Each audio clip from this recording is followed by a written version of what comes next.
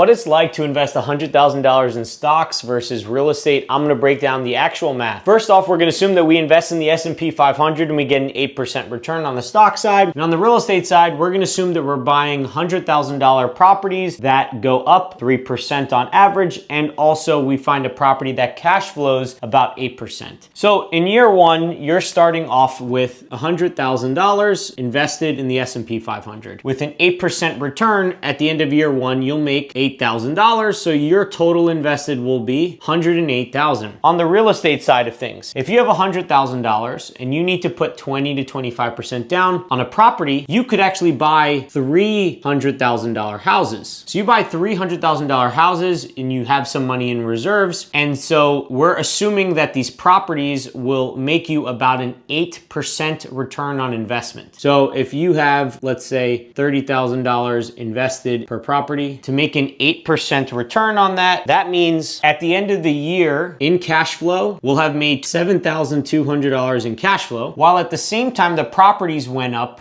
about 3% each. So we gained $9,000 in appreciation. And then we also paid down some of our mortgages. Let's assume we paid about $1,000 per property on that. So we paid $3,000 in equity. So we gained $12,000 plus $7,200. That's $19,200 is what we made. So automatically in year one, we're already doing this. And the best part is we're not gonna pay any taxes on the $7,200 because of all the tax benefits of real estate. Now let's jump up to year three. So now our stocks are $125,971.20. So in 3 years, we've made about a 25% return. Well, what about the real estate? If rents continue to go up about 3% with the cost, we're just gonna assume that our cash flow stays the same. So we're gonna assume that we're still making $7,200 on the cash flow, but now we've made $7,200 from year one, $7,200 in year two, $7,200 in year three. Cash flow is $21,600. So now the homes were worth $103,000 at the end of year one times 1.03. So now each house has gone up $9,272.70. We multiply that by 3. So we've made appreciation gains of $27,818.10. And then also let's assume that we paid down the same amount, even though that number definitely goes up, and 9,000 here. So at the end of this, we've made $58,418.18 on the cash flow, whereas we've only made $25,000 on the stock. Now I'm going to skip to year 30 because I've already done a lot of this math, but I'm going to try to show you what it's like over year 30. So please bear with us as we do that math. So for the stocks, we end up with a portfolio of $1,006,265.69, which we all know is not even enough to retire. Now let's look at the real estate side of things. First off, you have 3 houses that are fully paid off, but have also gone up 3% every single year. At this point in time, each house, it's worth $242,765.25. So you have that times 3. So that means you have $728,295.75 in equity. So I'm going to assume that our cash flow will go up 3% every year to keep up with depreciation. And so I'm going to total up what it is every single year. And so I total up our cash flow from all the years, assuming a 3% increase in cash flow, which is normal. And that's $352,101.48. So when I add these two together, that's $1,080,397.23. Now you're probably like, yeah, you make like $70,000 more, but you have to do so much more work over the 30 years. Let me explain why real estate ends up being more powerful. This cash flow, you're probably paying $0 in taxes. Why? Because of something known as depreciation. Now the appreciation, when you sell these houses, you can use a 1031 exchange to then put them into a new property without paying any taxes on those gains. So you get to defer those taxes and pay these taxes never. Now, this is an increase in your net worth by this much. But when you sell $1 million worth of stocks, if you sell them, let's say $250K a year, you're gonna pay $50,000 every single time you do that. You do that 4 times, you've lost $200,000 off of this.